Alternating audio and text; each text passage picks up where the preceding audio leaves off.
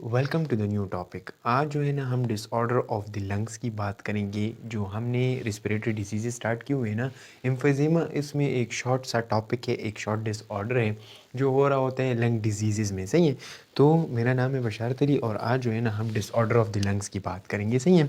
Disorder of the lungs में जो पहला टॉपिक है वो है एम्फीज़ीमा। ठीक है, जो specifically related to the lungs है। सही है ना। अब एम्फीज़ीमा की अगर हम बात करेंगे तो एम्फीज़ीमा आप लोग याद कर लो कि ये एक डिसऑर्डर है जिसमें मुख्तलिफ़ टाइप ऑफ और भी डिसऑर्डर्स प्रेजेंट होते हैं। सही है। लाइक जब एम्फीज़ीमा हो रहा होता है तो उसमें ब्रोंकाइटिस भी हो रही होती है। सही है। तो हम इसकी इंट्रोडक्शन पढ़ेंगे, फिर उसके बाद जो है ना हम इसकी कॉजेज़ को स्टडी करेंगे, इसका जो मैकेनिज़्म है ये किस तरह जो है ना बॉडी के लिए ख़तरनाक हो सकता है, तो उस सब को जो है ना हम क्या करेंगे, स्टडी करेंगे। सही है। अब एम्फीज़ीमा के बारे में बात कर लेते हैं। एम्फीज़ीमा जो है ना ये हमारे पास है डिसऑर्डर ऑफ द लंग्स। एक डिसऑर्डर मतलब इसका जो ऑर्डर है ना उसमें ख़राबी आ जाती है। जिस जो लंग्स का जो है ना क्या है डिसऑर्डर, तो उसमें ख़राबी आ जाती है। इसके बाद जो है ना मेन पॉइंट जो है ये है कि अल्वेओलाई जो है ना वो क्या हो जाते हैं, वो डैमेज हो जाते हैं। जो अल्वेओलाई ऑफ द लंग्स है ना, जो एयर सैक्स है, एयर सैक्स वो क्या हो जाते हैं, वो डैमेज हो जाते हैं। सही है ना। अब एयर से किस तरह डैमेज होते हैं, ये इसकी जो वॉल्स है ना, ये वॉल्स ये असल में क्या हो जाते हैं, ये डैमेज हो जाते हैं। सही है ना। तो इसकी डैमेज की वजह से ये परमानेंटली डायलेट हो जाते हैं, क्योंकि वो जो है ना हम मैकेनिज्म में स्टडी करेंगे। सही है। तो यहाँ पे याद रख लो कि एयर अल्वेओलाई या एयर सैक्स जो है ना वो क्या होंगे, वो डैमेज होंगे एम्फीज़ीमा में। दूसरी बात, इसमें जो है ना permanent dilation in the year sex, जो ईयर सेक्स है ना, जो अल्वेओलाइज है ना, उसमें क्या हो जाती है, परमानेंट डायलेशन हो जाती है। अब सिंपल सा अगर आपको रेस्पिरेटरी सिस्टम याद हो ना, तो हमने ये स्टडी किया था कि अल्वेओलाई जो है ना ये ओपन एंड क्लोज हो रही होती है, open and close with inspiration and expiration. सही है ना। तो इंस्पायरेशन और एक्सपायरेशन के साथ ये जो ओपन एंड क्लोज हो रही होती है ना, इसका जो रिकॉयल प्रोसेस है वो ख़त्म हो जाता है। सही है। जो रिकॉयल है ना, रिकॉयल रिकॉयल मैकेनिज़्म वो क्या हो जाता है, वो ख़त्म हो जाता है, क्योंकि उसमें परमानेंट डायलेशन हो जाती है। सही है।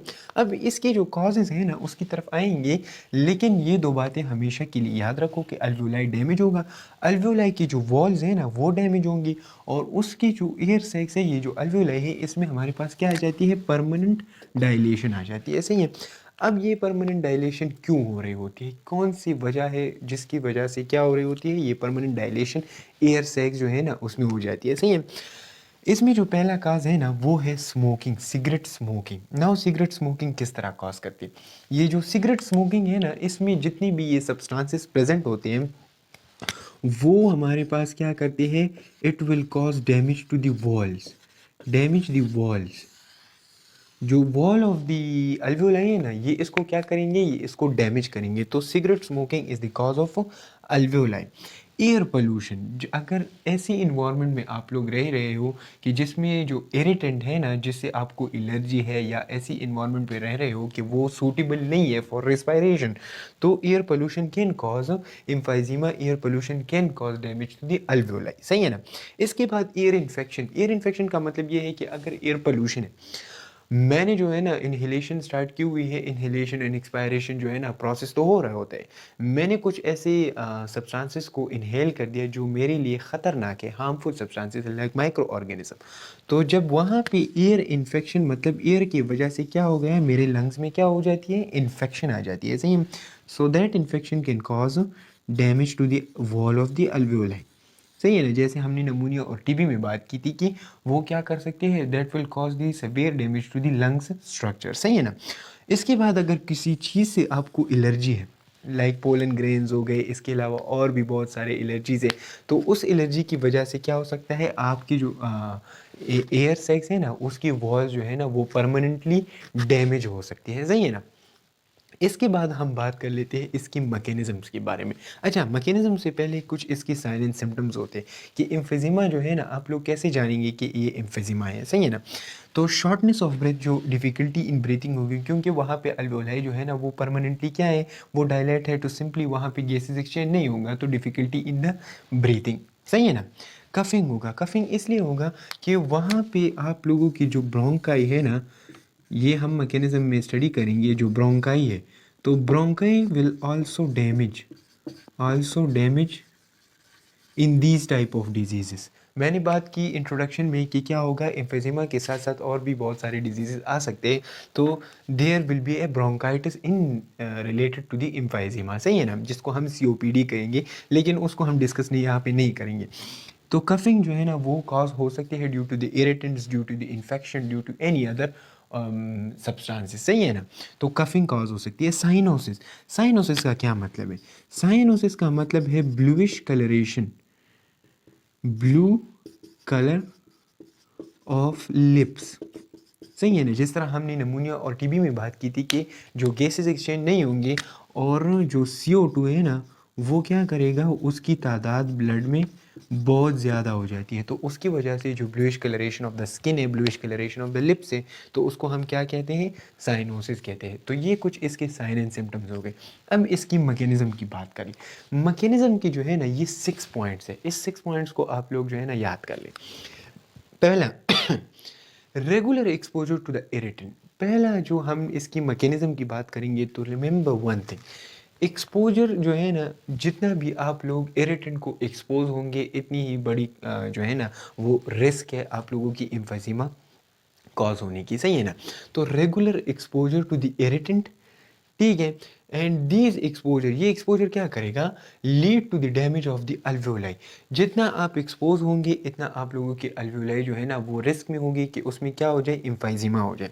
अब एम्फीज़िमा तो ठीक है हो गया, अल्वेओलाई जो है ना डैमेज होंगी, लेकिन इसके साथ साथ क्या होगा, जो ब्रोंकाई है ना and also the bronchi are damage. तो सिंपल यहाँ पे याद रख लो कि जब अल्वेओलाई डैमेज होगा ना, अल्वेओलाई, सही है ना, तो चांसेस है कि वहाँ पे क्या हो, जो ब्रोंकाई है ना वो भी डैमेज हो, ठीक है। और ये जब ये अल्वेओलाई और ब्रोंकाई एक ही जगह पे जो है ना डैमेज हो जाते हैं तो उसे हम एक डिजीज़ कहते हैं जिसका नाम है COPD, chronic obstructive pulmonary disease, सही है ना। तो ब्रोंकाई भी डैमेज हो जाती है, सही है ना। यहाँ पे अब देख लो, जब ब्रोंकाई डैमेज हो गई, जो मेन ट्यूब्स है रिस्पायरेशन के लिए, जो अल्वेओलाई है जहाँ पे गैसेस एक्सचेंज हो रहा होता है, तो एक तो आपके पास अल्वेओलाई डैमेज और दूसरा जो है ना ब्रोंकाई डैमेज हो गया।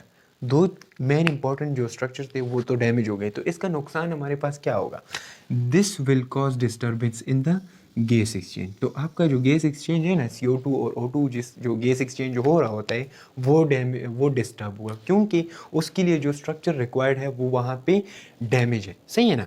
तो there will be a disturbance in the gases exchange.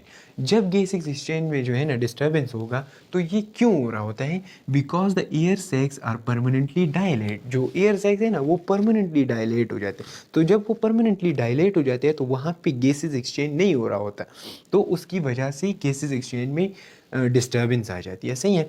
So no gas exchange will occur in the lungs. Gas exchange वहाँ पे परफॉर्म नहीं होगा क्योंकि permanently dilatation of the alveoli हो चुके हैं, वहाँ पे नो गैसेस एक्सचेंज होगा क्योंकि वो जो सरफेस एरिया है ना, वो जो recoil and open and close process है वो वहाँ पे ख़त्म हो गया है, सही है। तो ये कुछ एम्फीज़िमा की मैकेनिज़्म है और सिंपल सी यहाँ पे याद रख लो, जब गैसेस एक्सचेंज नहीं होगा ना तो बॉडी में ऑक्सीजन की तादाद कम होगी, तो ये साइन एंड सिम्टम पर अपेयर हो जाता है, जो blue coloration of the lips है, blue coloration of the skin है, सही है ना। तो ये इसलिए हो रहा होता है क्योंकि वहाँ पे गैसेस एक्सचेंज नहीं होते, सही है। इसके ट्रीटमेंट की अगर हम बात कर लें तो ट्रीटमेंट जो है ना, इसमें हम ब्रोंकोडायलेटर्स देते हैं, सही है ना, ऑक्सीजन थेरेपी कराते हैं। ऑक्सीजन थेरेपी इसका मतलब ये है कि फेस मास्क लगाते हो और उसकी जो ऑक्सीजन रिक्वायर्ड है ना वो हम क्या कर लेते हैं, उस ऑक्सीजन के ज़रिए, मास्क के ज़रिए क्या कर लेते हैं, उसको जो है ना पूरा करा देते हैं, सही है। तो ये कुछ इसकी ट्रीटमेंट हो गई है।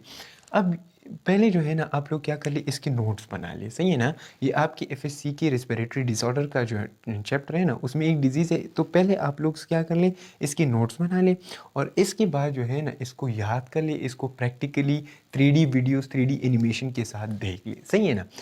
तब तक के लिए इजाज़त है, नेक्स्ट वीडियो में मिलेंगे। अल्लाह हाफ़िज़।